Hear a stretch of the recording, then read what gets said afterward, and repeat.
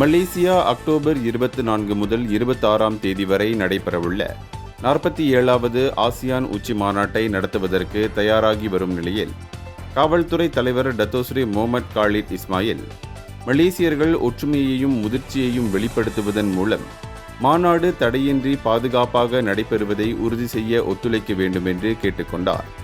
இந்த மாநாட்டில் தென்கிழக்கு ஆசிய தலைவர்கள் மற்றும் அமெரிக்க அதிபர் டொனால்ட் ட்ரம்ப் உள்ளிட்ட உலகளாவிய பிரதிநிதிகள் கலந்து கொள்கின்றனர். அதிபர் ட்ரம்பிற்கு எதிரான ஆர்ப்பாட்டங்கள் திட்டமிடப்பட்டுள்ள சூழ்நிலையில் போலீசார் உளவுத்துறை நடவடிக்கைகள், தொடர்ச்சியான கண்காணிப்பு, கோலாலம்பூர் மற்றும் புத்ராஜயா பகுதிகளில் உள்ள முக்கிய இடங்களில் சிறப்பு பணிக்குழுக்களை நிறுவுவதன் மூலம் பாதுகாப்பை வலுப்படுத்தியுள்ளனர் என்று முகமது காலித் உறுதியளித்துள்ளார். மேலும் பொதுமக்கள் சட்டத்திற்கு கட்டுப்படுமாறும், தவறான தகவல்களை பரப்புவதை தவிர்க்குமாறும், எதிர்பார்க்கப்படும் போக்குவரத்து மாற்றங்கள் காரணமாக தங்கள் பயணத்தை திட்டமிடுமாறும், சந்தேகத்திற்கிடமான நடவடிக்கைகளை கண்டால் உடனடியாக புகாரளிக்குமாறும் அவர் வலியுறுத்தினார்.